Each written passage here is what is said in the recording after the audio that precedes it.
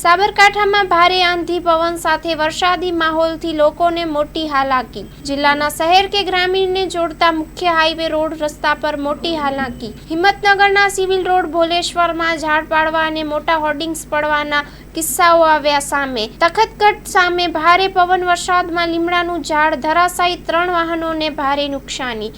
ઈડરના ગંભીરપુરા ગામે ઝાડ પડતા 1.5 કલાક ટ્રાફિક જામ, તંત્રને ઝાડ દૂર કરાવ્યું। વિજયનગરના પોળો પાસે રસ્તા પર પડેલું ઝાડ રાહદારો અને સ્થાનિકોને દૂર કર્યું। ખેડબ્રહ્મા, વડાલી, વિજયનગર, હિંમતનગરમાં વીજ પોલ અને ઝાડ પડવાથી લોકો મુશ્કેલીમાં। અમુક વિસ્તારોમાં પતરા ઉડ્યાના બનાવો, અનેક ઝાડ ધરાશાયી થવાથી નુકસાની।